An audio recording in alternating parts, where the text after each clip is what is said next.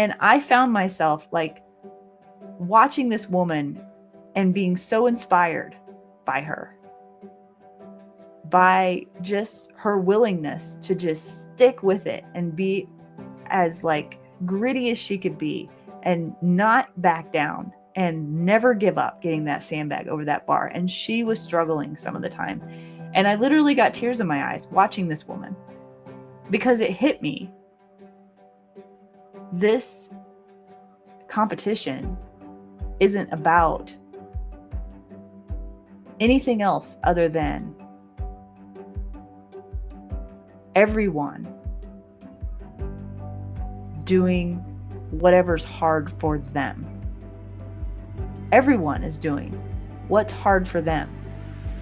And it changed my perspective because I had so much respect for this 50+ competitor out there trying her heart out with these weights. It was not even about the weight. It wasn't about, that I did 100 or she did 60 or whatever. None of that mattered. And it took the focus off of me and the pity party that had about me, right?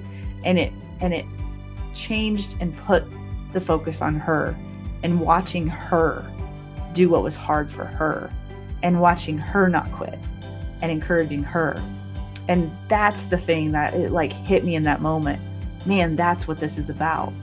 Like, everyone is carrying something different. Everyone has their own path to what they struggle with, and everyone has different strengths and weaknesses. And as long as you are getting in there and you are doing the work and you're doing the hard thing, it reminds me of the Theodore Roosevelt quote about the man in the arena. And that was a moment for me because I might not have completed everything exactly perfectly the way that I wanted, but by God, I was in the arena, and so was she. There's so many people that don't even step foot in the arena. They won't even do it. And I used to be that person, so that's why it touches me so much, because I'm really proud of myself for going and stepping into that arena. And I stepped into a really difficult arena. I could have played it safe and I could have stayed in intermediate, and instead I decided to grow a little harder than I would have probably in the intermediate category. So that was probably my biggest lesson of the weekend, which was I was very grateful to receive from a woman who has no idea that she gave me that gift that day. But that perspective I'm really grateful for. I learned a ton, and I just can't emphasize enough that there are some things you cannot learn without experiencing them.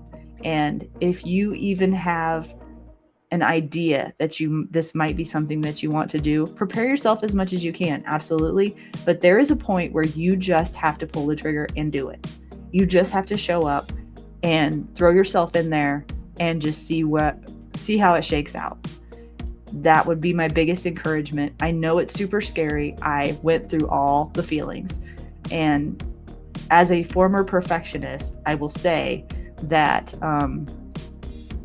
there is no way that you are ever going to 100% be able to prepare for any and all situation this thing can throw at you. The way they program these stages keep you on your toes constantly. There is nothing there is no way to predict what's going to happen. And so at some point you have to let go of the outcome, and you just have to completely focus on the process and just give it all you have, and let the outcome be what it is. And that is a letting go process that in the past I would have not been able to do, which would have held me back and not allowed me to even participate, because I would have been holding myself back. So if there is a piece of advice in this, that is probably the number one piece of advice that I would give anybody looking to get in to the tactical games. It's 3 days post Missoula Regional Tactical Games, and my first time competing in the women's 40+ division, and my first time competing in any regionals at all.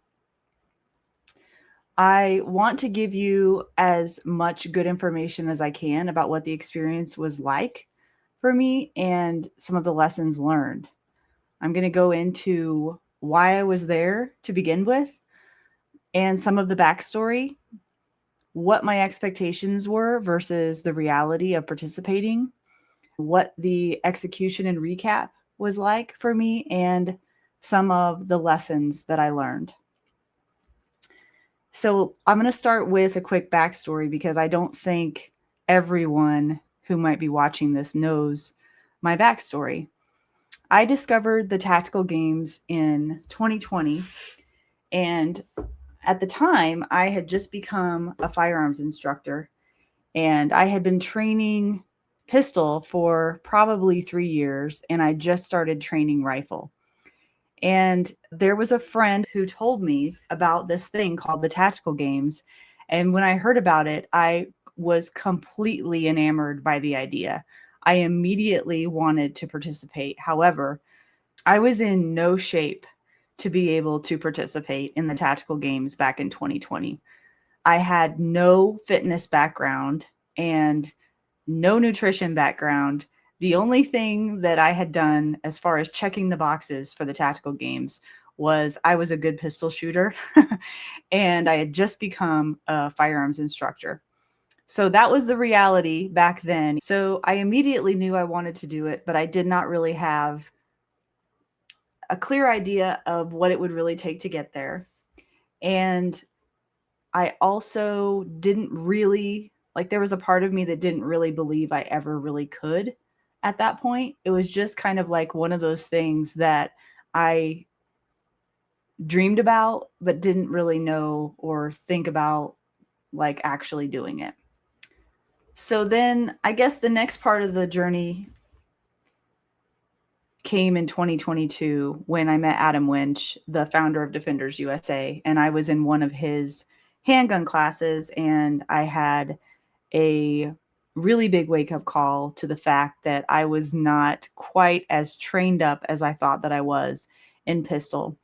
And I had a weekend of eye opening experiences.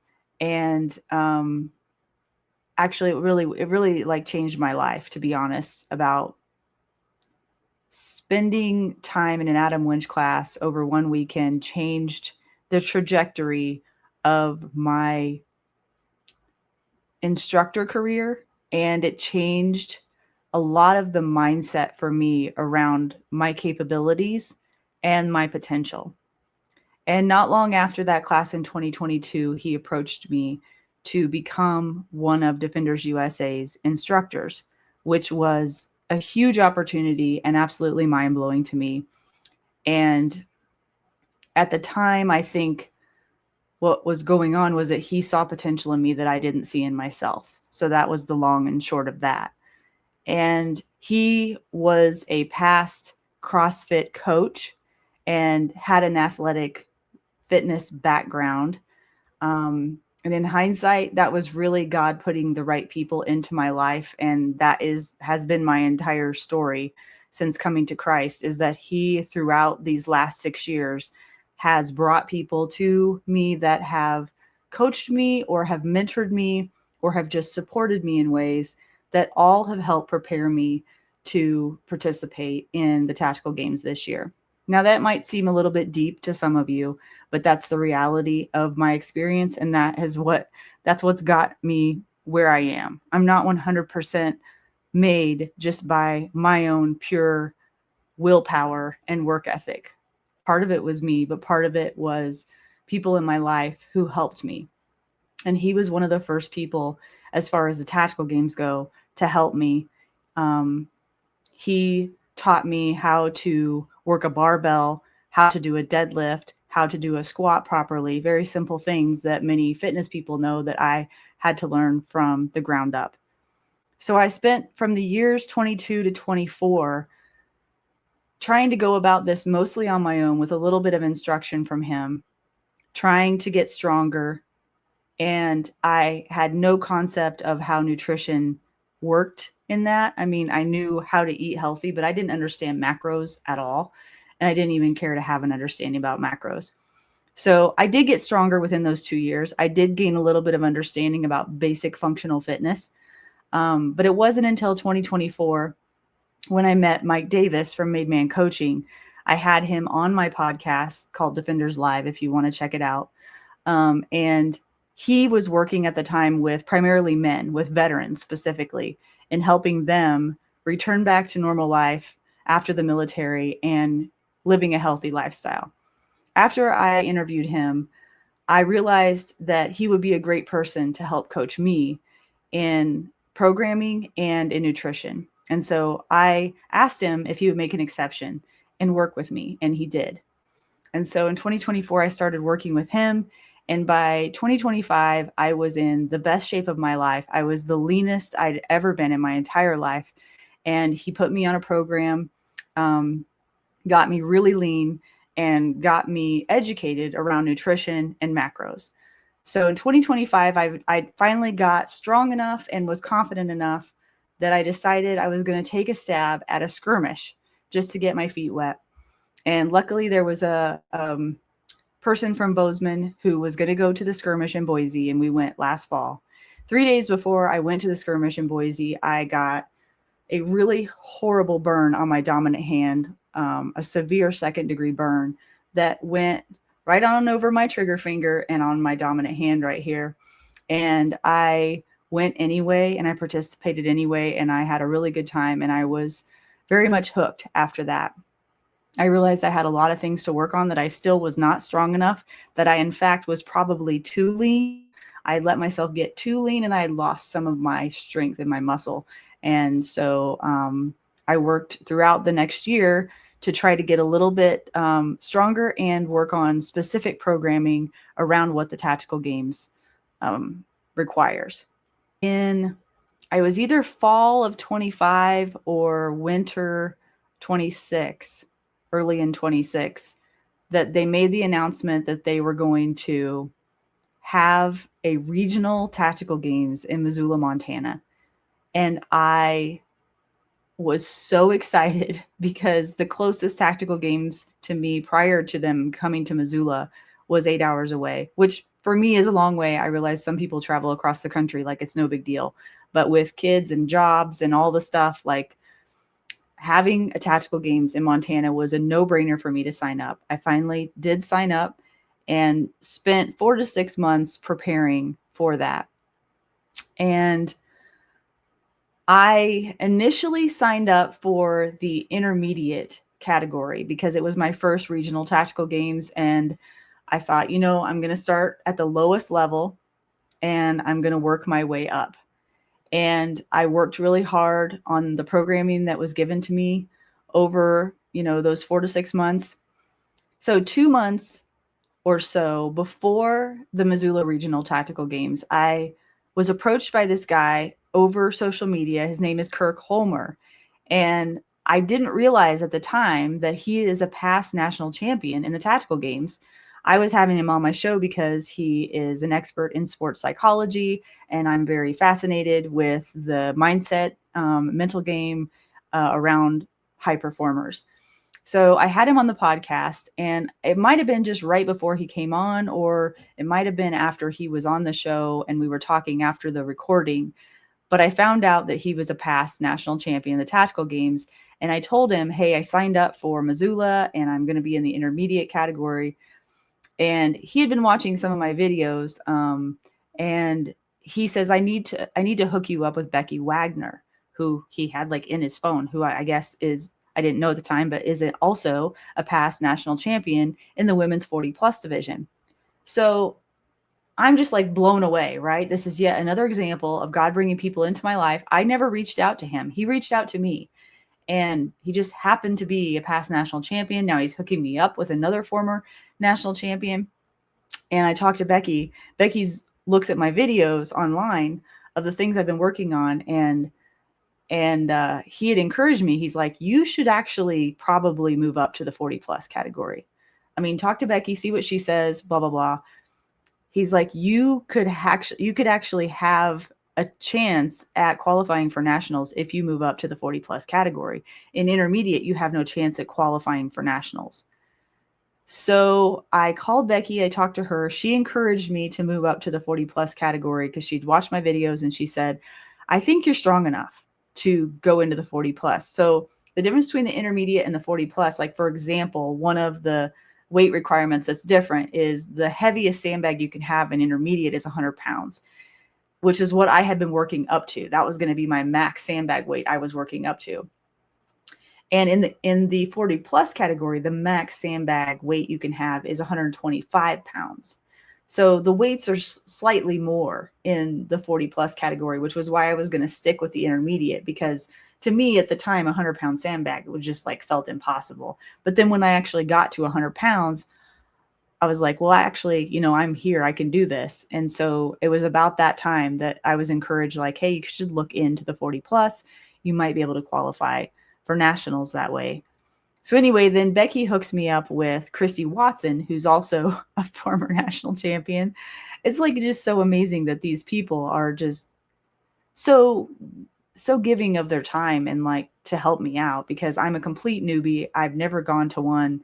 There's so many things I don't know, and they were willing to help me out. And I really, really appreciate that. So anyway, at the last minute, and I say last minute, but it was probably like a couple months away from the tactical games, I changed my category from intermediate to 40 plus. And I had the conversation with Adam about it when I was making the decision. And I said, would I rather be towards the bottom of the 40 plus division, or would I rather be towards the top of the intermediate division? And who knows, maybe I wouldn't have been towards the top of the intermediate division. I was just kind of like going off of where my training was at the time based on the maximum weight requirements that the intermediate had. And so in the meantime, I got an LPVO for my rifle. My husband bought me one of those over Christmas time. My husband is a long range precision shooter, and he had been trying to spin me up on long range shooting with my rifle. I had a whole trigger thing that I had to work through. It's a long story that I won't go into, but there were a lot of changes made during that time to my rifle, and me trying to get spun up on everything rifle. Like the pistol, I'm solid in. I've been solid in my whole career. Rifle's a little bit newer to me. I'm not uncomfortable with it, especially at shorter distances. But at long range shooting with the rifle, I have very little experience. So I was relying on my husband to get me ready for that as much as possible. So I had the choice whether to stay in intermediate or move up to 40 plus, and I decided to move up to 40 plus. I knew it meant that I was going to be competing against tougher athletes and I was going to have higher weights, but I knew that at least then I would have the opportunity to qualify for nationals.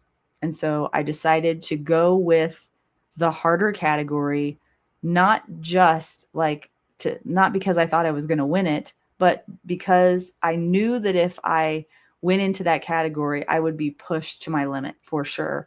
And not that I wouldn't intermediate, but I just felt like I was right there on the line, and I just decided to go for it. So going into the competition, as far as expectations, I can't say that I really had expectations, not hard expectations about anything involving like the stages. I'd watched tons of videos, so I had at least an idea of the way that things worked as far as the stages go.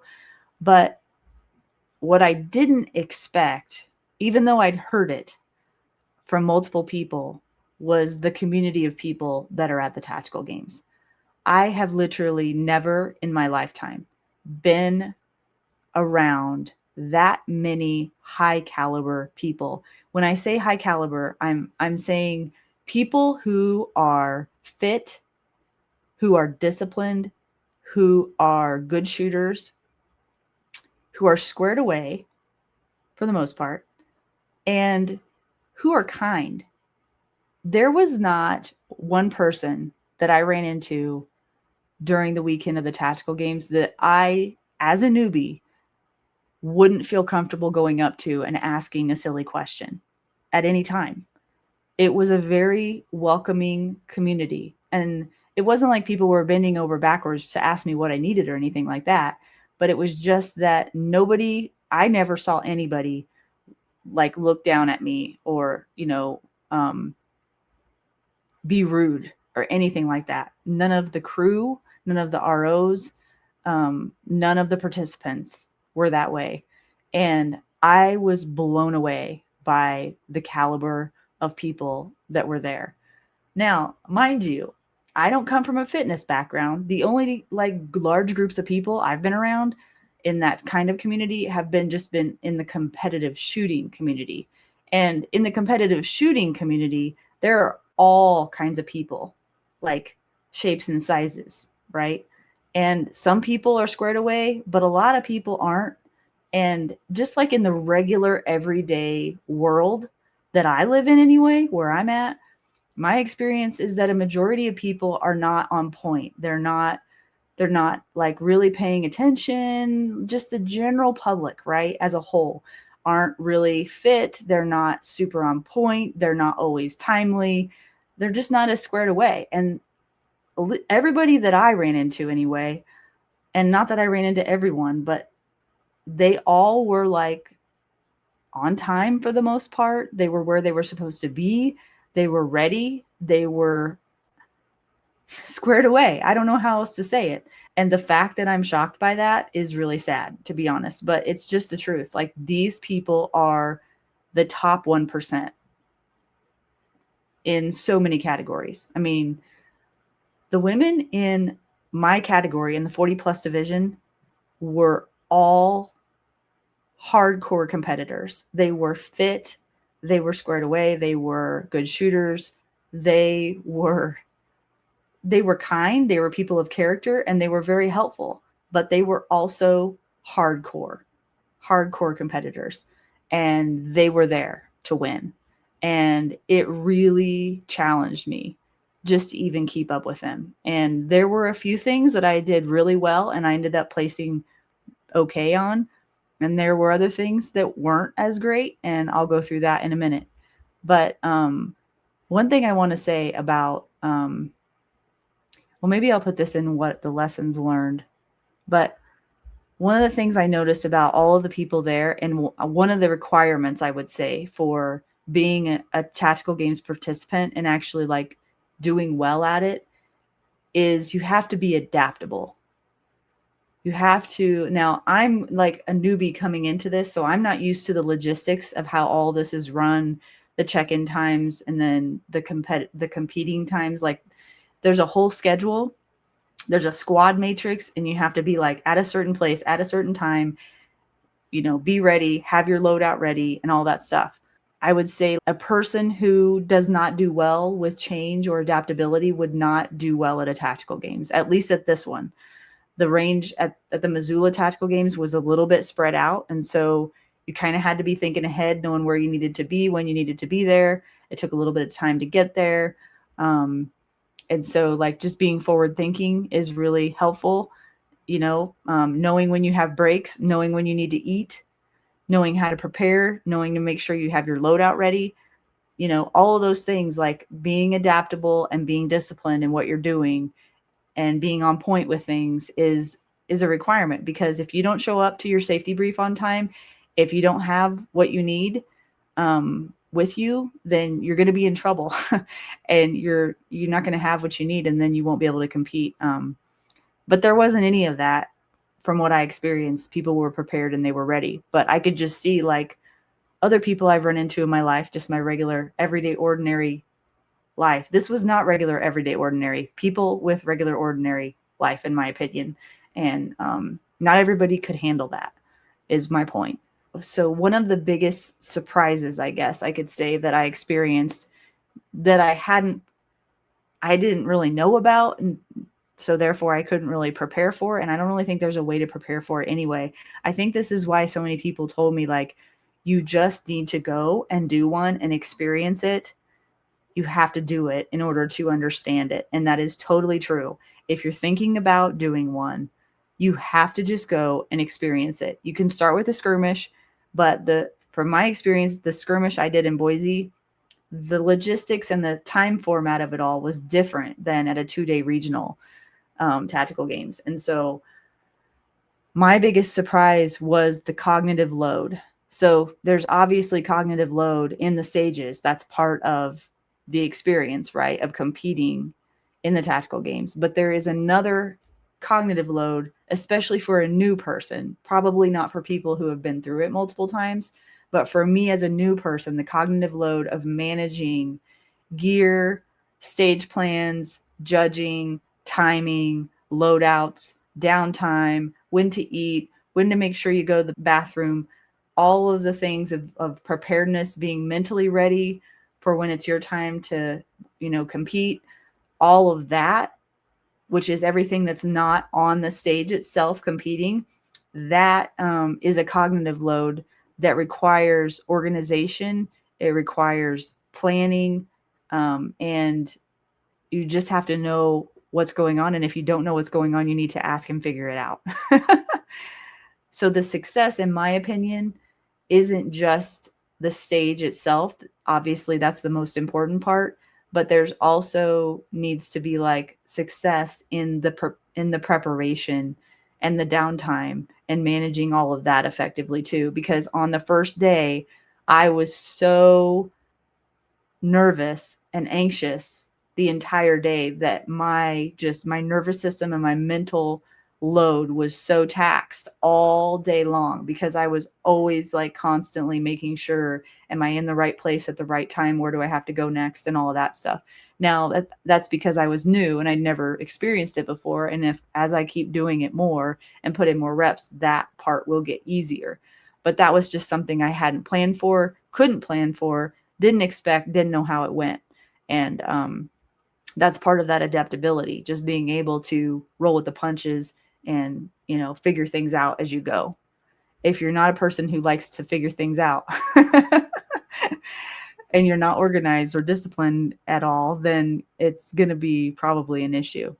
All right. So let me go through the stages really super quickly. On day one, I've got some notes written down here. So on day one, like I told you, I was a ball of nerves. And the first stage we had to do, we called it the Yeti stage. I forget what the official name of the stage was, but it was a 2-gun stage and it was a shooting only stage. And there were steel silhouette targets at like a 45-degree angle up on these like mountains or side hills, however you want to call it, anywhere from 75 to 95 yards. And there was then a pistol stage down below that finished with a Texas Star, if you got that far. The time cap on this stage was 1:30, and you really had to pump through it fast to even get close to that Texas Star at the end. So I ended up finishing third in this stage, I believe. And I don't have all the placings here for each stage, but I do have the rank. So let me explain that. So whoever wins the stage is where the 100% starts. So whoever did the best, who got first place in the stage, there's like 100% for that person. And then each person under that gets a percentage of the 100%, if that makes sense. So instead of telling you like what place I got, because I didn't write that down, I wrote down my rank or my percentage based on the 100% of the person who won the stage in my division in the 40 plus women's category. So in that stage, I want to say I placed third. I don't know that for sure, but my rank was at 71%. So I performed at 71% of the best person that did that stage in my category. And that's kind of a cool way to do it, because that gives me some data to know like where I actually ranked among all of the women there. The next stage I had to do, so there's 4 stages each day. 4 stages on day 1, 4 stages on day 2. The second stage was a sandbag stage, and it was a progressive sandbag stage with rifle targets at 90 yards. They were paper targets, and pistol targets at 20 yards. And the sandbag stage was really rough for me. It was a progressive sandbag stage. The weights started at 60 pounds. They went from 60 to 80 to 100 to 125 pound sandbags for our division. The pistol yardage was 20 yards on paper targets. The rifle was 90 yards on paper targets. And the total number of sandbag over bars that for the entire stage, if you didn't hit the time cap before that, which I think it was a 15-minute time cap, was a total of 40 sandbag over bars and 20 stress carries. That's a lot of work. And you started with the lowest weight first. So on the 60-pound sandbags, you ended up doing 16 bag over bars and eight stress carries. Then you moved, and then you shot. And then the next round, you went to the 80-pound bag. You did 12 bag over bars and 6 stress carries at 80 pounds, and then you shot. And then the third round, you did 100 pounds, 8 bag over bars, and 4 stress carries, and then shot. And then this is where I hit the wall, which was on round 4, 125-pound, 4 bag over bars, and 2 stress carries. When I got to the 125-pound sandbag, by that time I had hit a wall. I could only get the sandbag probably 12 inches off the ground. I think I remember falling on my butt too at one point, just trying to get the silly thing off the ground. So I gave it my all, so that's a plus. But I ended up in that stage. My rank, if that's what you call it, the rank or the percentage, was 75% in that stage. And then the next stage after that was a ski erg stage. So you had to earn your bullets on the ski erg and then go to a sitting rifle position and shoot paper targets at 50 yards. And I'd never worked a ski erg before. That was the first time I'd ever done it. And form is a thing, and understanding how to gain momentum on the ski erg and keep the momentum on the ski erg is a thing. And so I did my best. And on that stage, I ended up at 75% as well out of the 100%. So the person that won it would have been 100%. Then the last stage of day 1.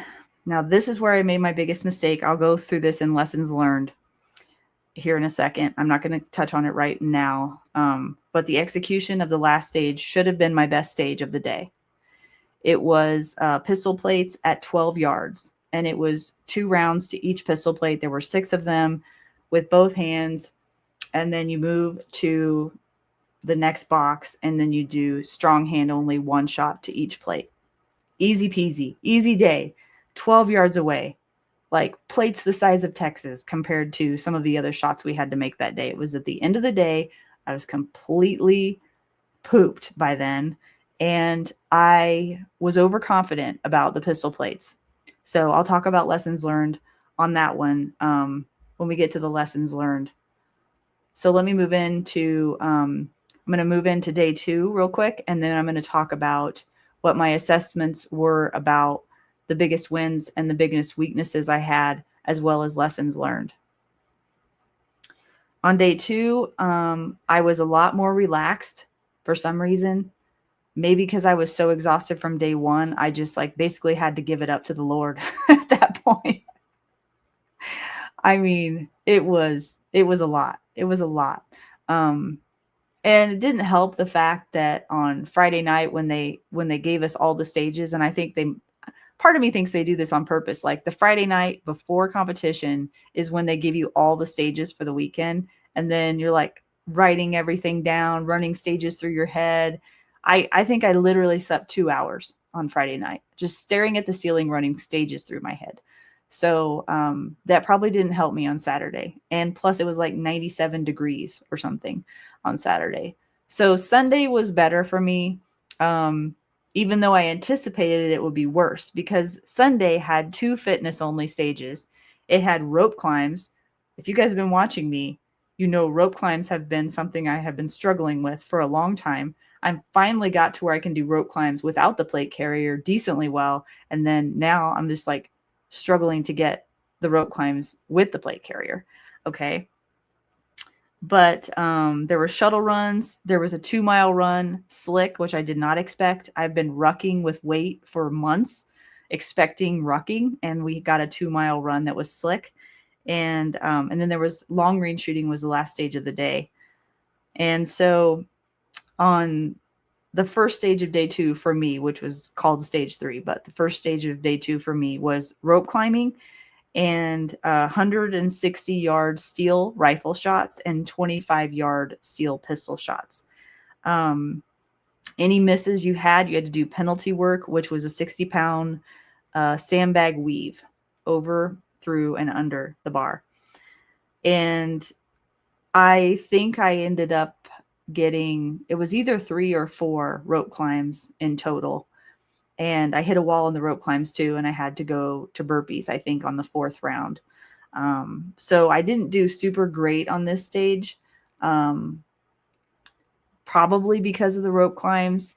So I got 41% in that one as compared to everyone else. So I ranked quite a bit lower in that. And then, I forgot to tell you, on the pistol plates the day before, where I'm going to tell you about my lessons learned, I got 28% on that one. I should have got 90 or 100. Okay. The second stage of the day on day 2 was the 2-mile run. Ironically, I was in a great mood and had lots of energy for this 2-mile run. And my goal was to not come out too hot and pace myself. And I did that, and I finished strong, and I hit a PR. 18:23 for me is a PR. And I finished 86th percentile on the 2-mile run. Okay, this is coming from a girl who has a shooting background, not a fitness background. So for me to do well on a fitness only stage was a huge win and kind of a shocker for me. So I was really proud of myself for that. The next stage was max shuttle runs for 1:30. And this was really, really close race. I think the max shuttle runs in my age division ended up being 28. I want to say 28 or 29 maybe. And I did 26. So it was really, really close. I was in the 89th percentile on shuttle runs. Go figure. And then on the last stage, that was a stage where we wore our plate carrier, but then we had to put an Eberly stock rucksack on top with 20 more pounds. And it was a really big, tall rucksack. Like it went up to the back of my head, all the way down to my butt. And it was a bike erg stage. And then you went from the bike erg to a sled pull. And from there, you shot a rifle at an elevated prone position at 490 yards, and then went to pistol at 50 yards, both steel. And then any misses, you had to do penalty work. And for every miss, you had to do a hand release burpee and box over. So I started that one off pretty well. I think I only, out of 14, so there was 7 rifle and 7 pistol, so 14 shots that I could take. I only missed 5, and they were all on rifle on the first round. And so I did my penalty work and then went back to the bike. Anyway, I'm not sure how many rounds I got through on that one, but I was in the 68th percentile on that one. So all in all, if you're looking at like my overall for the entire weekend, I ended up at 74%. If you were to ask me what percentile is compared to the number 1 girl that I just felt like I was at by the end of the weekend, I would have guessed 40. So the fact that I was in the 75th percent or 74th percentile of 100% being the top girl there, which by the way, the top girl there was an absolute machine. The top 5 girls were absolute machines. They were like every girl in the 40 plus division was a veteran, someone who has been there, done that. The girl that won first, I think she said it was her 17th tactical games. And so just to even be anywhere near those women was an absolute honor. I ended up finishing 7th out of 8 women. And as of right now, as I'm filming this, unofficially, I think I'm qualified for nationals, but I have not seen any official posting of that yet. So that's what happened over the weekend. Let me now go into a little bit more of just my assessment and then lessons learned. So the biggest wins for the weekend for me were that I exceeded my fitness expectations. I did hit a wall on the 125-pound sandbag, but I didn't really have enough time with a 125-pound sandbag because I made a last-minute switch from intermediate to 40 plus, like 2 months ahead of time. So had my goal, 4 to 6 months prior been to get to the 125 instead of get to the 100, I probably would have done better on that. But I did really well on my run. I did really well on my max shuttle runs. Most importantly, my biggest win was that I did not hurt myself. that was probably my number one concern going into the 40 plus division. Because I'm still relatively new to the fitness side of things, I'm still figuring out form on things. And sandbags from the ground, 125 pounds or 100 pounds or even less, can really mess you up if you do not have good form. And so that was my biggest concern going into the weekend, and I did not hurt myself. So that was a huge win for me. Another huge win was that I never quit. When things got hard, I kept pushing through. That is who I am. That is what I do. I was up against some tough competition, some really gritty girls, and it was really cool to be in that pack and do my best. Another big win for me was honestly, like had I had the most support I could ever ask for. I had a whole group of friends and family who were there cheering me on. My coach from Virginia flew in to meet me in person. I'd never met him in person before, my programming coach. And so like that's just mind-blowing to me that all these people were there cheering me on, and that was one of my biggest wins of the weekend, just to have that support, just to know that they have my back, and if I needed anything, I could ask for help and that they would be there to help me. I was really proud of myself that I had a bunch of firsts that I had never done before. I'd never done a ski erg before. I'd never done a bike erg before. I'd never shot in a competition with an LPVO. That was new to me. I'd only ever shot 500 yards a handful of times. I was still learning, pretty much knew my holdovers at that yardage, but it was still so new to me that it was like a lot of doubt creeps in whenever you aren't like rock solid on your holdovers, right? I still need a lot of work in long range rifle. I need a lot of work in efficiency of movements, efficiency of transitions. I need a lot more handling of my rifle. I'm super comfortable with my pistol, but I need a lot more handling with my rifle, and more work under stress. Like there's just literally never enough work I can do under stress to get me prepared. My biggest surprises were that my highest percentile finishes were in the fitness only stages. It's so crazy. And it's probably because I'd really been working on my fitness, for the 2 years prior to that, and especially the 6 months leading up to that. I really knew that was my weakness. When I went to Boise last year, that was my biggest weakness, was my fitness. So I really leaned into that. And it's so ironic that it ended up becoming one of my strengths. So that's a really cool win as well. I learned a ton, and I just can't emphasize enough that there are some things you cannot learn without experiencing them. And if you even have an idea that this might be something that you want to do, prepare yourself as much as you can. Absolutely. But there is a point where you just have to pull the trigger and do it. You just have to show up and throw yourself in there and just see how it shakes out. That would be my biggest encouragement. I know it's super scary. I went through all the feelings.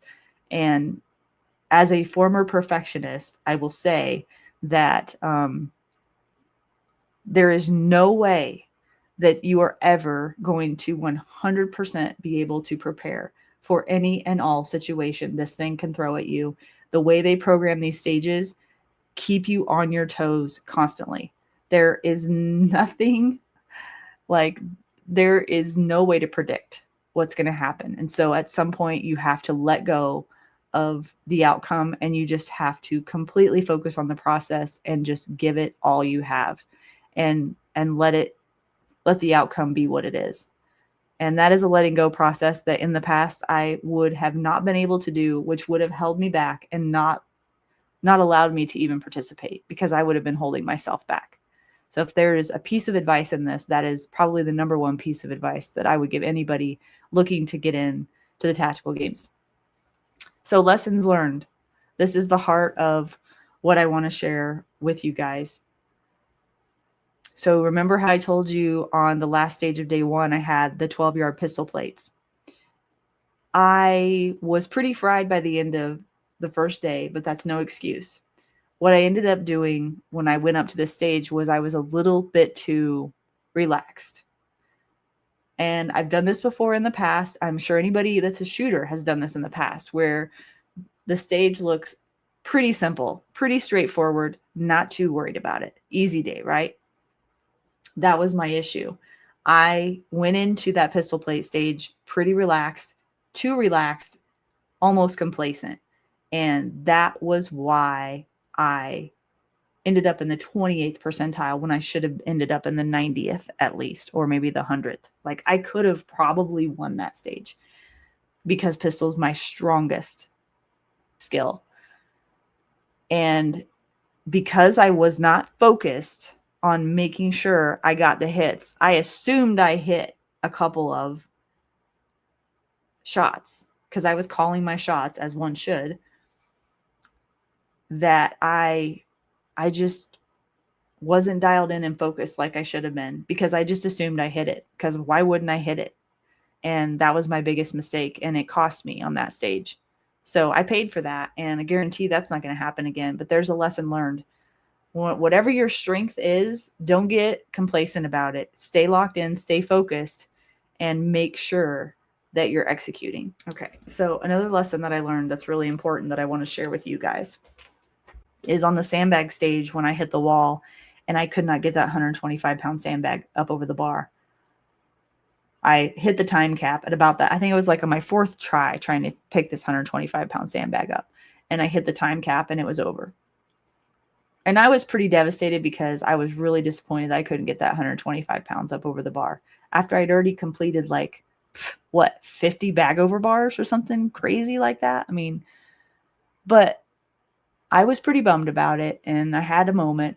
But what ended up happening was I had to judge the next squad that was getting ready to go. And I was so busy, like all in my own whatever, that I didn't realize that. And then all of a sudden I realized, and I went, oh, I have to go judge the stage, the next squad that's up. Well, the next squad that was up, at least the girl in my lane, was a 50 plus competitor.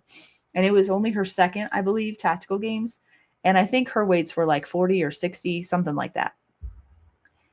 And this woman was just like giving it all she had. And here she was with, I think it was like a 60, with her 60-pound sandbag, doing her thing, struggling just as much as I was struggling to do the stage at the weights I was doing it at, which was different than hers. And I found myself like watching this woman and being so inspired by her, by just her willingness to just stick with it and be as like gritty as she could be and not back down and never give up getting that sandbag over that bar. And she was struggling some of the time. And I literally got tears in my eyes watching this woman because it hit me. This competition isn't about anything else other than everyone doing whatever's hard for them. Everyone is doing what's hard for them. And it changed my perspective because I had so much respect for this 50 plus competitor out there trying her heart out with these weights. It was not even about the weight. It wasn't about, that I did 100 or she did 60 or whatever. None of that mattered. And it took the focus off of me and the pity party that had about me. Right.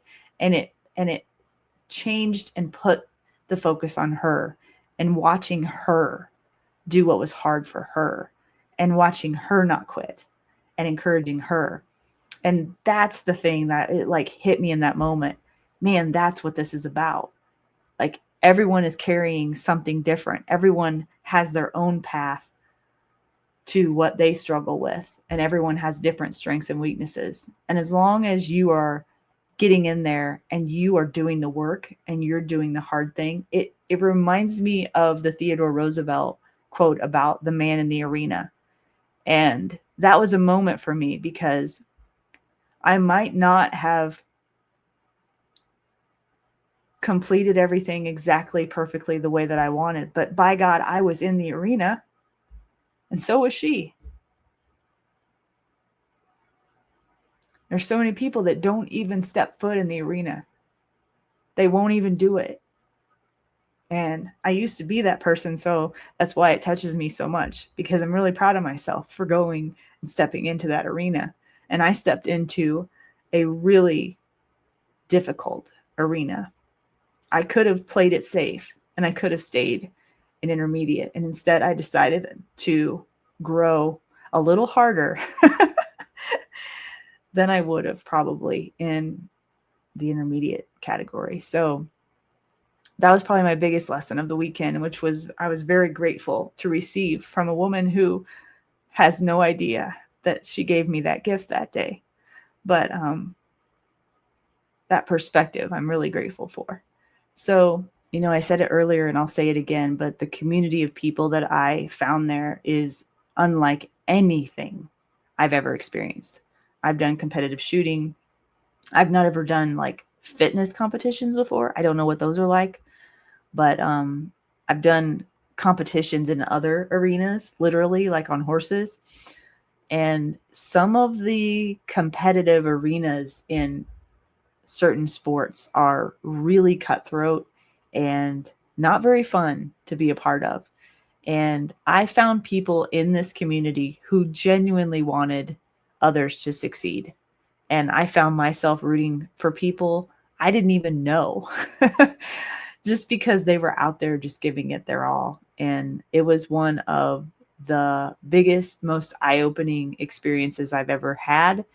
And I'm really grateful for the opportunity. So, as part of the final wrap up here, I just want to say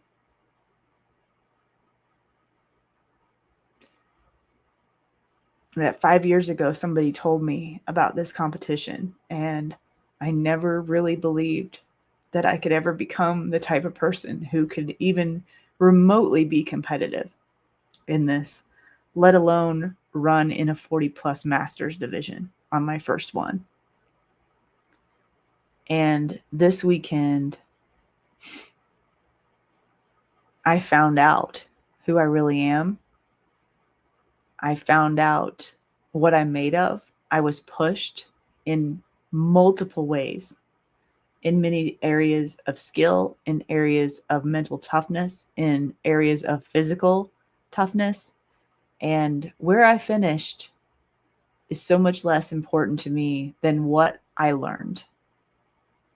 And what I learned is that I can do hard things and that I am not special.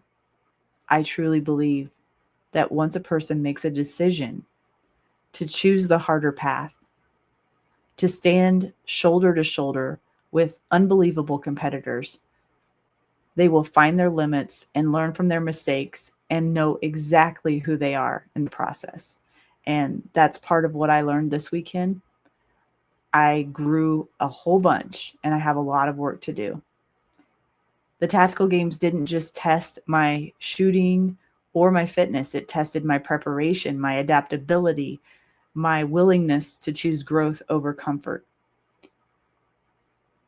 If you are waiting until you feel completely ready to chase something meaningful, don't. Prepare the best you can, step into the arena anyway, learn everything you can, and let the experience shape who you become. You will absolutely be a better human for it, and you will learn so much about yourself. And I guarantee you're not going to find another place on the planet like the tactical games.